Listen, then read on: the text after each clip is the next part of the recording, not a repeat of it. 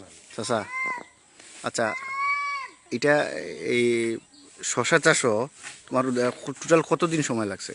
আমার টোটাল 1.5 মাস সময় লাগছে। মানে এটার ওই যে মাটি যখন শুরুতে মানে কিতা কিতা জগুলা দিছ?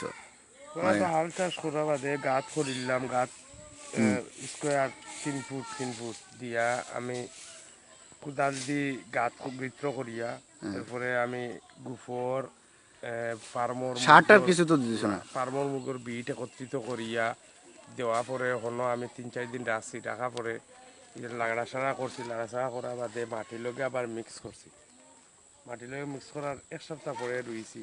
আমি রুয়া থাকি মাস 1 মাস 10 দিনের কারণে আমি ফসল পাইছি। 1 মাস 10 দিন, তার মানে হইল গিয়ে নভেম্বরের দিকে শুরুর দিকে তুমি এটা চাষাবাদ করছো। তোমার মানে এই কতখান জায়গা চাষাবাদ করছো তুমি? 1 কিয়ার 35 শতক জায়গার উপরে তুমি এটা করছো। তোমার অনুমানিক খরচ কত হয়েছে? আমার অনুমানিক খরচ 12 থেকে 13,000 টাকা। 12-13 হাজার টাকা মোটামুটি। এখন মানে ফসল তো ভালো হয়েছে আমি আলহামদুলিল্লাহ। 10 দিন থাকি ধরো ফসল বেশি, আর 10 দিনে প্রায় আমি 25,000 টাকা বেচছি। আলহামদুলিল্লাহ। আবু বহুত টাকা বেচবো আমি। আচ্ছা, এটা কেজি হইতে এলে কয়টা পর্যন্ত ব্যবহার হয়? কয়টা এখন কেজি এটা হয়েছে? স্বাভাবিকত 3-4টা কেজি। 3-4টা কেজি।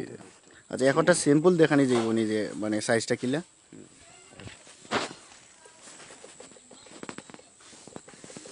ওই সাইজ কিটার। ও প্রিয় দর্শক, আপনারা মানে শশার সাইজগুলো দেখতেছেন, এগুলো সম্পূর্ণ দেশীয় পদ্ধতিতে চাষাবাদ করা।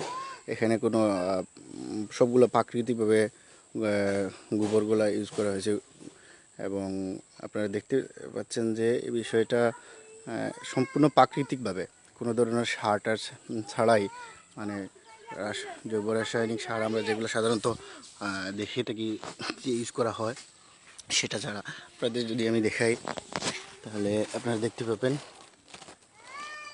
এই যে দেখতেছেন মানে ছোটো ছোটো বিষয়গুলো ফুল আসছে।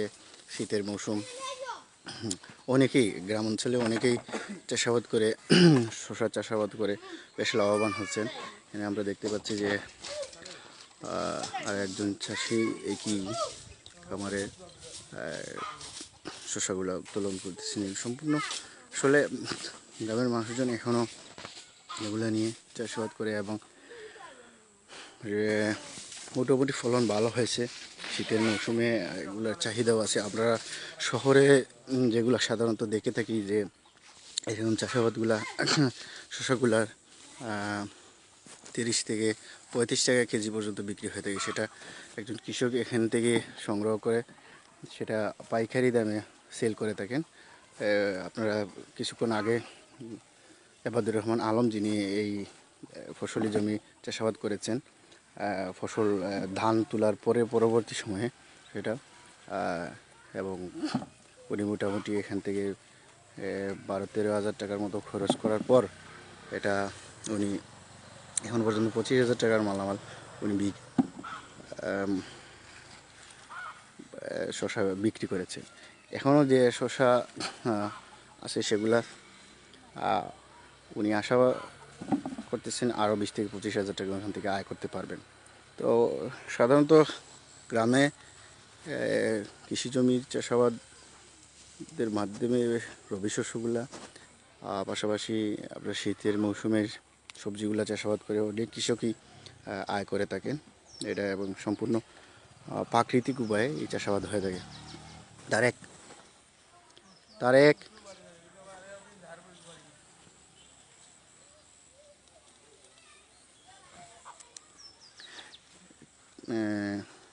প্রিয় দর্শক, এটা বলে রাখি, এটা হচ্ছে বিয়ানীবাজার উপজেলার একটা প্রত্যন্ত গ্রাম দাসুরা গ্রামে